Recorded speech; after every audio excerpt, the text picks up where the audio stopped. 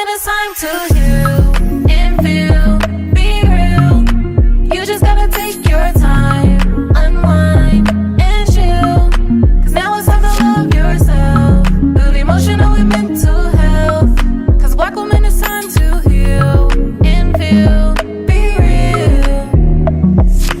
Hey y'all, we're back with another episode of Black Women Healing Podcast. And today is just us, your co-host. I'm Donika. Now Myra. Yes, and so we haven't did a solo episode, especially on a video camera in a long time.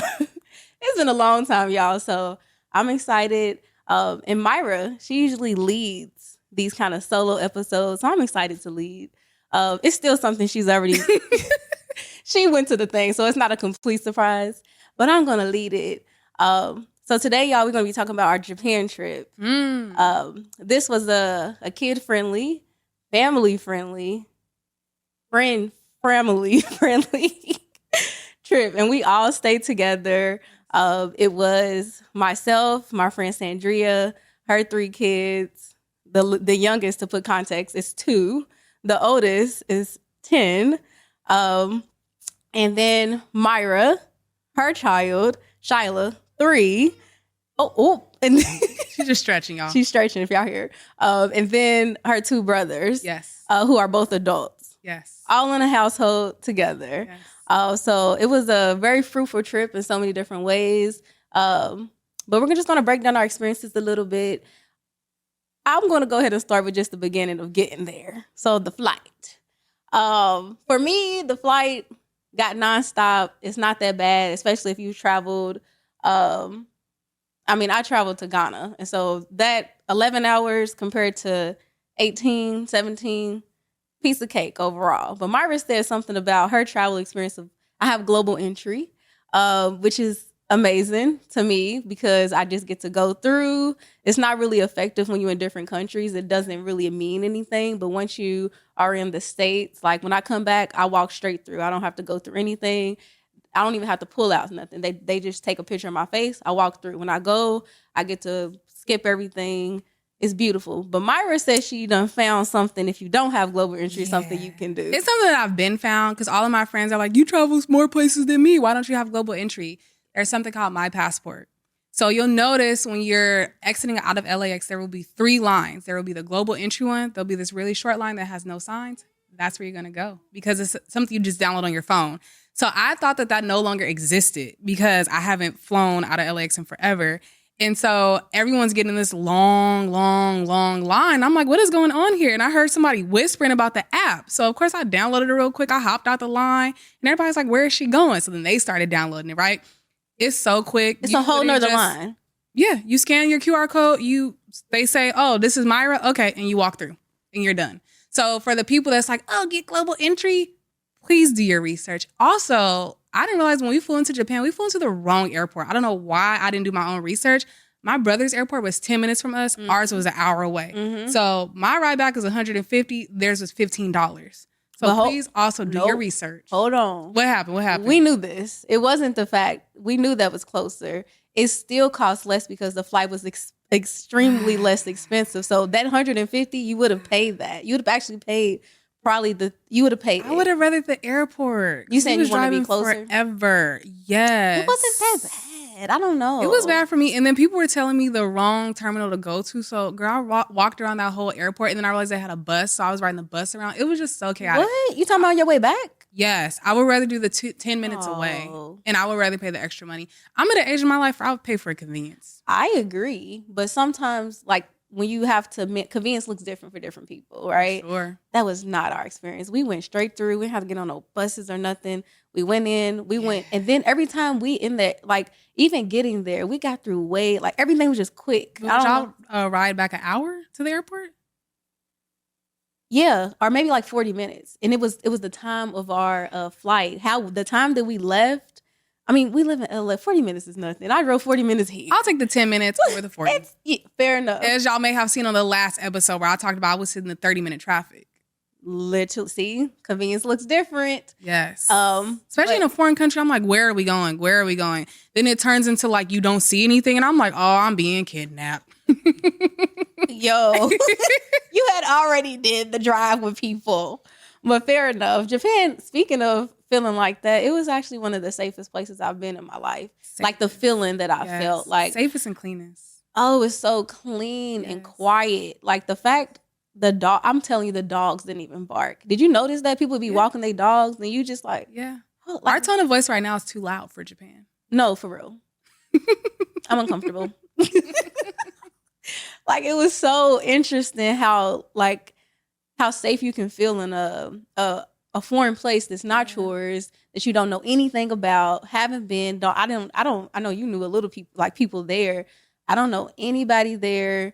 And they jump to help you there too. That was like mind blowing to me, like how people are so like willing to help you. Mm-hmm. And something I have a friend that lives in Japan. Something she had pointed out was they really care for kids. Mm. And once I started paying attention, I was like, they do care for kids. Like there'd be little instances where people just come, because I rode the train a lot by myself. And so there'd just be little things where people just like help me and my child. And I'd be like, But then I'm like, oh, this is a cultural thing of they really care for the kids. I did not get that experience. I knew we was about to have a completely. See, I was in the streets, y'all. I was on the train where she was in a car a lot of the time. You was with me. Did you see my friend's child, little Nerio, when he was running around? They was not caring about him. No, I'm not talking about instances like that. They want kids to have fun. I think that he was having fun. He was falling. They wasn't like you. If I'm thinking of like that, no, they wasn't. I think they was walking. That instance, that's what they was probably walking thinking. Right past that kid. Don't see no parents. They just, in my opinion, y'all, the mannerisms, they're a little different. They're a little off. They're actually not paying attention, in my opinion, and can't they're not. They're in their own world. They're minding their business. And y'all, we had different experiences. As I know, I see. They're minding their business. They walk very close to you. They'll walk right into your face and look you dead in your eye and keep walking. Literally, they will look at you like, okay. Yes, even if we're doing this. I walked right into someone and they didn't even care. And I was just like, okay. Yeah, they don't. Obviously, I don't say obviously. They don't use mannerisms like "excuse me," "pardon me," "sorry." Oh, here you go. They don't. Nope. They don't say anything. They just look at you until somebody move eventually. But the thing that blows my mind is like there's no conflict, because in LA, if you do that, somebody's gonna beat your ass. Well, I think it's because of the context behind it. Mm-hmm. I don't think they're not doing it out of being nasty. No, they're doing it because they're minding their business. They're just trying to get to their destination. Yeah. In a train station, they fast. Everybody, they got their little what's it called? Susa card? Suka. Everybody's just going. So out here, if somebody does that, and it's not to say that they're not minding their own business, but I think it's the context around like, nah, you trying to be nasty. For sure. You're trying to do something because you could say, excuse me. Yeah. But no, that I didn't see nobody helping with no kids, friend. So what did they do? How they help you? So out there, what I think is cool, if you know me, I wear a carrier. I didn't realize a lot of people in Japan wear carriers for their kids too. And so like if we'd be slipping off or something, they would fix it for me. At one point when I went to Disney Sea by myself, I looked lost. And people helped me out to make sure that I got to where I was going. And then I ended up helping people. And I was like, this is actually really cool how we do not speak the same language. And we are literally helping each other. Shiloh's shoe would fall off. Somebody would pick it back up and put it on. I was like, wait, what is going on? So yeah, I had a very different experience. That's nice. Yeah. That's actually very sweet, you know. You're like, I didn't see all that now. Yeah, no, I didn't see it. But you were by yourself sometimes. And so maybe that was what it was. But speaking of Disney Sea, right? Y'all, Disney Sea is beautiful. If you get to go to Japan, you absolutely have to go. If choosing Disney Sea over, is it Disney? What's the other one? I think it's like Disneyland. Disneyland. I would say Disney Sea. It was so everything's on water, magical. But y'all, so I had to leave Danica and Sandria because my daughter is Frozen obsessed. And I don't think they realize how this is going to play out. We don't play when it comes to Disneyland. And they was just like, oh, we're going to go, blah, blah, blah. If you're going to Disney Sea, Frozen is the most popular ride. You will either wait in the line for 2 hours or more if you don't get there in the morning, or you're not getting on the ride. And so I promised my daughter that we were going to go here and do this. So I left super early. I got in that line. I stood in there for 2 hours for the rain. Absolutely worth it. I would do it again. It was an 8-minute ride. Absolutely gorgeous. Everyone was waiting in it because it's like that's what you go there for. That and the Rapunzel ride. They didn't have the fast pass? They had a fast pass, but it sold out like immediately as soon as the park opened. Like I looked and I thought about getting it and I was like, nah, because I was already in line. But It was well worth. I was sick the rest of the trip because of me standing in the rain doing that. But y'all, well worth it. I would do it again. The look on my daughter's face, like even the setup going into the ride was like magical. And like the look on her face was like, I'm such a good mom. Like that's literally how I felt. Like it was amazing. Yes. Like all of the different rides gave that feeling though of just like magical. Well, that's Disneyland for you. That's not been my experience either. But you've only been to Disney World. I've only been to Disney World. You gotta go to Disneyland. Okay, I'm gonna go to Disneyland and then we can talk about it again. Yes. But I don't think I'm gonna say Disney Sea was different because it was Disney Sea. Yes. But I'll go to Disneyland soon enough and we can talk about it. Yes. I would say if you are gonna go Disney Sea, small tip, if you are traveling with groups, get the app and then you can work together to come up with a plan. Because we did not get to ride that. But we did. We got there on time. We just had to stand in that long line. Like the line is, they don't play. So at Disney Sea, it's like a whole thing. So you notice everyone is dressed in like pleated skirts and they're all like matching. It's like an affair. Like people have on suits and things like that. They get there like an hour before it opens, which I did too. I was in line with them and I was like, wait, I thought that I got there on time when it opened. I didn't realize I got there with the early people. You got there with the early because people. I got there at the time that Disneyland opens in California. But it didn't open till like an hour later or something. An hour later. But again, I'll do it again. I was well worth it. Because I ran straight to that ride and everybody was running with me. We were all literally like running and it was at the back of the park. It was serious. It was very serious, but I'm happy. We got on every single ride. Yeah. I think because with the kids, some of the rides, like the little baby, he couldn't get on like some of the stuff. But we got fast pass for like everything at that point. Because I think it's also important, like if you're a Disney person, which like, I don't know how I fell into this trap. I'm a Disney person. It's not like our Disneyland in California where you buy one fast pass and that works for every ride. Here, you're getting scammed because the ticket price is super cheap. Yes, you are. Because the ticket price is super cheap compared to Disneyland, so you think. But then you're buying all these fast passes, so you might as well pay the same price as you'd pay in California. Yeah, but that's why it's not a scam. It's a scam if you're thinking of it like that, about like the currency. But if I'm in California and I'm going to pay, how much is the fast? It's probably like over $100. No, the fast pass is $35 on top of your $100. So Disneyland usually goes between $100 and $120. So you pay the $30 for the fast pass. The fast pass out here is only $30? It's like $30, $35. At Disney World, no. It's like $90. I've never been to Disney World. Are you sure Disneyland's only $35 for a fast pass for the whole day?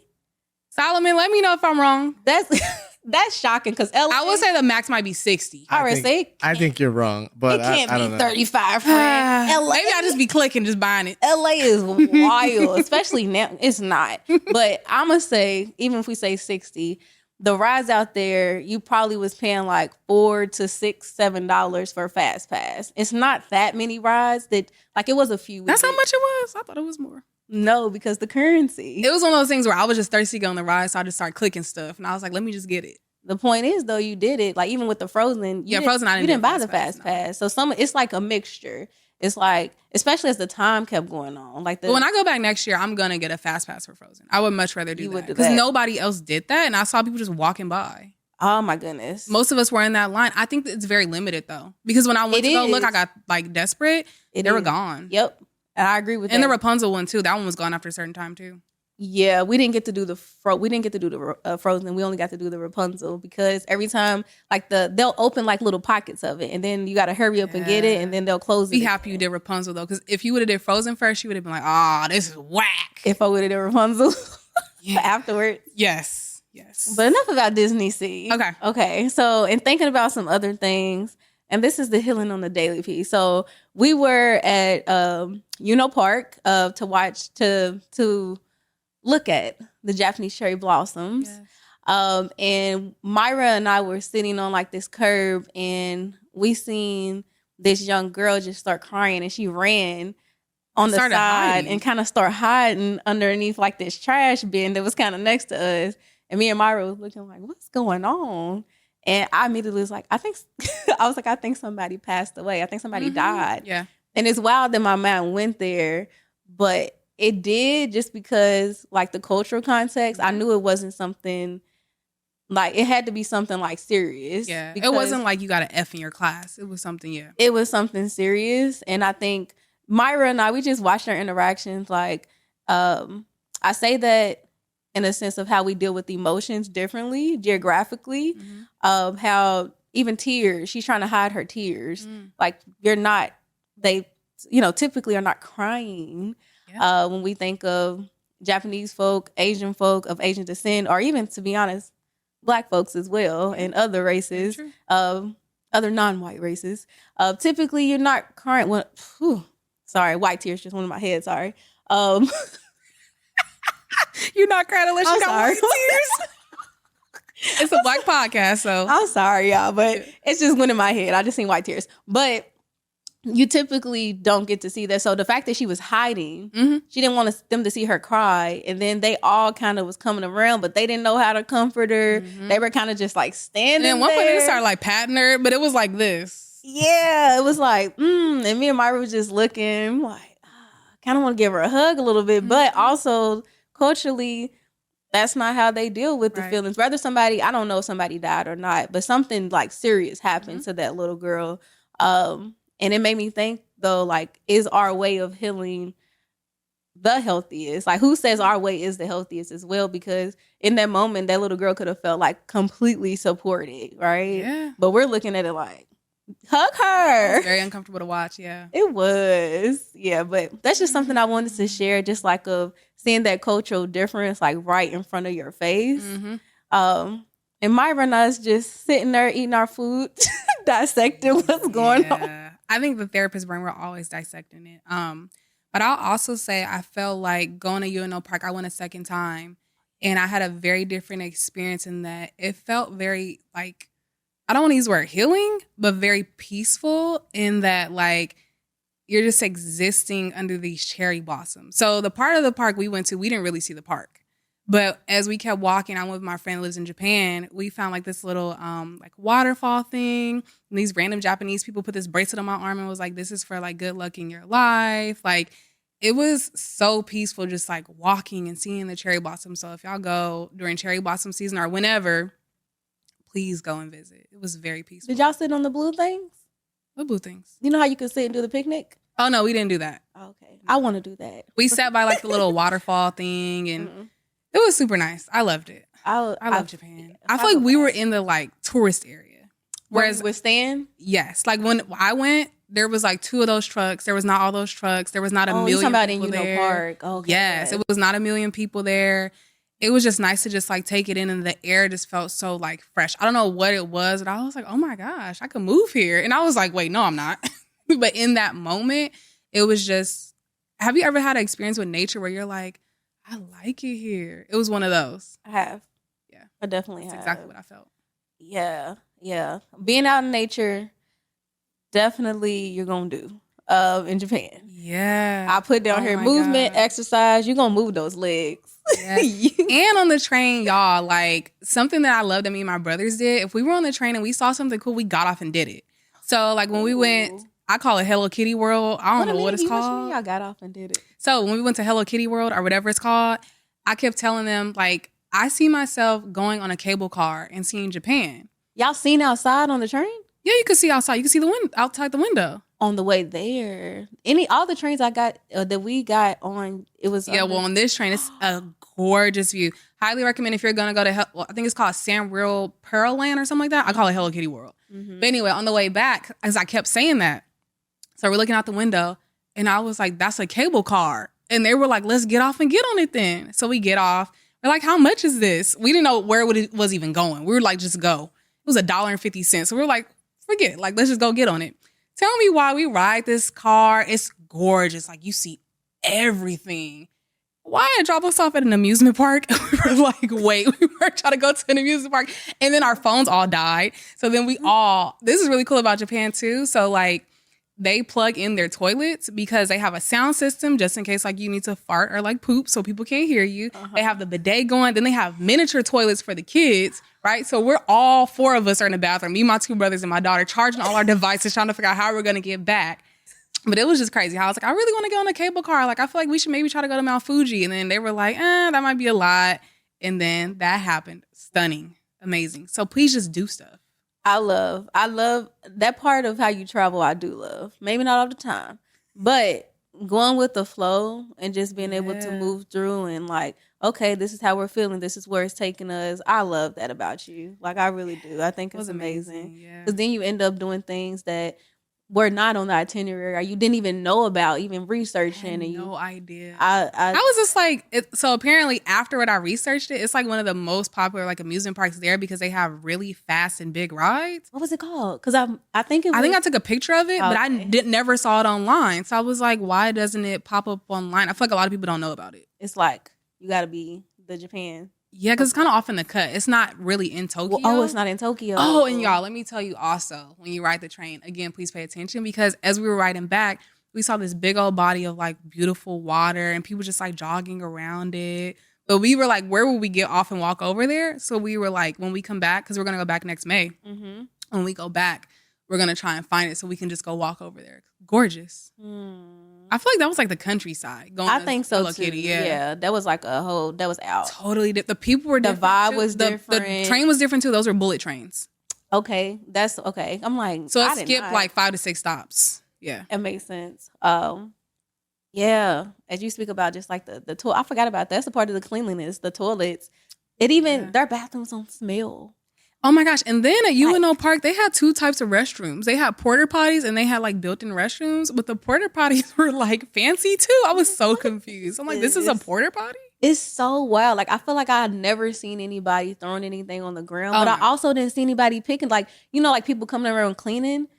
I didn't even see anybody doing that. Yeah. There are TikToks that make fun of like how you hold onto your trash all day in Japan. I was like, that was me. I had so much trash in my pocket. You did? Yes. Because I'm like, I kept going to 7-Eleven. Where am I going to throw that stuff away? I know. I don't know why I didn't end up like that, but that is true. That country is impressive. Yeah. It's very impressive. It's a part of the mannerisms. I guess so, right? Like, everybody just gets it. Yeah. Everybody just understands, which brings me to my last point about Black culture and how Black culture is everywhere. The Black influence is everywhere. So my friend and I, Sandria, we went out. We went to the club. And we went to the club. They was actually having a dance show. And it was a dance competition. And so as they dance, and even their style, and even some of their hairstyles, that's what it looked like. Yes. We are the blueprint. Very much, even in their music, and because it was a dance show, but some of them also were like rapping or singing, and it was these 3 guys. It was almost like they sound like the 3 amigos, but they was the 3. I don't know how to say it in Japanese. Yeah, they was the 3 Japanese men. Yeah. One of them had locks. Oh. One of them had locks. He dyed them. Like, it was just, they had obviously their fashion out there, we'll give it to them. And some of that. They win with the fashion. The fashion, fair enough. But even how they sounded, their dialect, it almost sounds Jamaican, which also goes into like the Black diaspora of like how we're everywhere. And I have heard Jamaican and Japan all kind of like, a lot of times their influence, like those folks from Japan and those folks matter of fact, do you remember her name was Lee at San Diego State? Mm-hmm. She was Japanese and Jamaican. Yes. And that was the first time I'd ever seen her. She was actually on the podcast, if y'all listen to the first season. She was. Okay. Anna Lee Fang, right? Anna Lee Fang, Jamaican, Japanese, Black woman. Yes. I had never heard of that, but that it made sense. I'm like, look at them, like. And I also wonder, does like the military play an influence in it? Because I know so many people that have told me they've lived in Japan for X amount of time because of the military. That's fair. So I also wonder like what role has that like played in it? And like what have they learned from like these military folks? A lot of people in the military are Black. True. But it's not a lot of Black people over there. In Japan? Yeah. We didn't go to the military technically side. But I saw a bit of Black people. There were Black people near where we were staying at. It was a few sprinkles of Black tourists, but I'm saying that because think about the people was really trying to take pictures of us, y'all. I'm not playing. People really was like fascinated to see Black people. Yeah, I might see me in some random some website random going like pictures. this. Yeah. This lady tried to take a picture and I was not going for it. Like she was like, come on, but Myra Sandria did. But I just wasn't Of feeling course. it. I don't know. I just don't take a Yeah. picture. But it was sometimes where I have a choice where I'm just me and Sandria did the Mario Karts. And at that point, they just stop and taking pictures. But I'm gonna jump out and be like, But "Give you me know that." what's funny? So like when I would go to, because I went to a lot of like, I don't want to say they're hole in the walls because that's not what it is. But the smaller restaurants, I would ask them, can I take a picture? And they, no. And then there was a So lot they of didn't want you to places take a picture in the place at all? of them. You were trying to take a picture with them? Yeah, because, okay, this is why. Let me give a little bit of context. So if you go get ramen at like a smaller place, you see it's literally like hibachi, but like ramen. Like they're putting on a whole show. They don't talk or say anything, but they put on like a whole show for you. Like you see them make everything from scratch. So I'm like, I want to get a picture of this. I want to tell people to come here. No. And then I started to pay attention. I noticed a lot of places will have on the wall, take a picture of your food, not of me. Period. Yeah, and I was like, oh, but y'all want to take pictures of us, but we can't take pictures of y'all? That is fair. Because, look, it got to be a trade-off. Yeah. I didn't know that. I went to like a lot of little like small places. Like when I travel, one thing I really try to do is just like be immersed in like the people and the culture.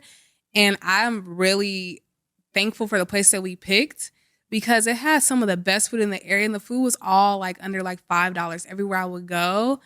And they just treated us so well to where my brothers were like, can we go back to the same place? And I'm like, no, We need there's to literally try like a something million restaurants to different. go to. Like, let's try something different. Yeah. And the people I would meet would be like regulars. Like, that's just like their spot that they go to. Yes. Yeah. The area was like that. That was So much a good little town. food. Definitely. Wait, but girl, also in our area. So I don't know if y'all have seen the show. I think it's called like Little People Big World or something on Netflix. And it follows like Japanese kids like navigating around Japan. like how they little were, like- people? Yeah, like little kids, like a 4-year-old or a 5-year-old. Oh, my bad. I thought she was talking about like. Okay. No. Like Shiloh little people. Okay, got you. Yes. Okay.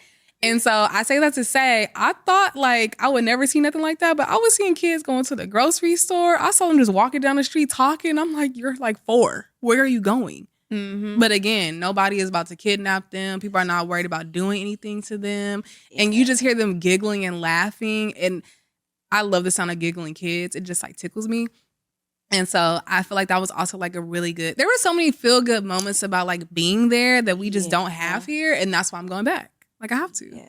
Yeah, no. I would go back to Japan. I definitely would. Like it was really cool. Yeah. I would say if we're wrapping up, what would I say as far as like a synopsis of my time?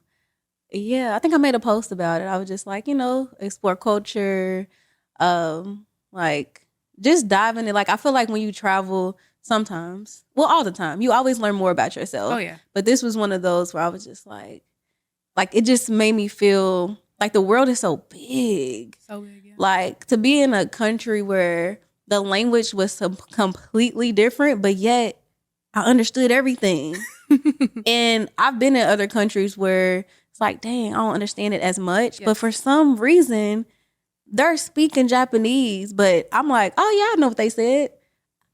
How do I know where you told me to go there? I don't even know how to say that, but it was like something about and I don't know if it was just because the country was ran so dang good, where I was just like, I know everything. Okay.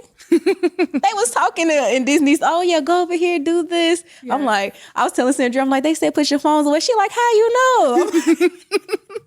I just knew, y'all. I just knew. Yeah. But it just like widened my view of like myself and my life and interpretation. And I loved it. And movement, like getting those steps. I was in. doing 25,000 steps a day. Since I've been back, I've been trying to use my walking pad more. Like we need to move more, y'all out here. That's what they said. Like they out there moving. No, for Everybody's real. walking Yes. everywhere. Like it's And they're Onitsuka Tigers. If y'all know what that is, Onitsuka Tigers are these shoes that are only sold in Japan. They're so cute. oh, that's the name. I was just telling somebody the other day. I got me some about blue them. metallic ones. Yep. I tried to get the silver ones. They were sold out. But anyway, yeah, they are moving out there. Like they're moving their bodies and walking around, enjoying their the air and all that. And then the people with the kids, they ride bikes with their kids on the back. Like they out here, or like you just said, They wear carriers like and me they too. wear Like, I didn't feel out of carriers. place. Like here, people be clapping for me and stuff, and I'm like, why are y'all clapping? But they wear their kids. I rarely saw strollers. that's a tip. Do not bring a big stroller. Do not bring a stroller at all Don't if you take a can. stroller. Yeah, it's not a big thing because they're moving and grooving. Like everybody's just doing it. So we definitely can take a lot of tips out of their book, but that one for sure. What about you, friend? I think it told me work harder, not smarter. Well, work smarter, not harder. Okay. That's so backwards. Because as I was thinking about it, I was like, what do I want to say? And I want to say that Japan taught me patience. But then when you think about actual representation of Japan, you see people running and moving fast. But I'm thinking about the part of how, like, when you go to a restaurant, you're not rushed out. Or like when you're trying to explain something to somebody because of the language barrier, they're going to take their time. Or like when you're even like walking into people, they don't really care. It's not that big of a deal. Patience was such a big thing there. And I say like work smarter, not harder. They're working hard to get home from work. Like once I realized that, and I was like, oh, they're running home. That's why they're running off the train like that. Or they're running to work. Like they're running to something that's of importance, right? But when it came to everything else, like the people were like so patient. Like, y'all, we got dropped off at the wrong spot for our Airbnb, walked in circles for forever. And this random man that I asked for directions, he took his sweet time with me to help me find our place. And it was like 11 o'clock at night. He did not have to do that. But I would say the patience was such a big thing there. And I think that like it just plays a big role in all of the culture overall. So that's my takeaway. Yeah, I like that. And visit Harajuku. Harajuku is absolutely amazing. It's a lot of African people there, which like threw me off. It's a lot. We met a lot of African people there too. Yeah. Was it? I don't know, but in general. Yeah, in Harajuku, the best shopping. Like a lot of vintage stuff. Stuff is really cool. The people are great. Yeah, visit Harajuku. As far as patience, because you just made me think. We went to a 10-course dinner. I've never been to a 10-course dinner ever in my life. Patience. And that's what it just made me think of. They were moving. It felt like so slow, but they're taking their time. And they're not going to kick you out. Oh my goodness, it was so long. Yeah. I'd do it again. Yeah. I'd do it again. Yeah, thank you all so much for listening to another episode of Black Women Healing Podcast. We'll be back with another episode next Monday.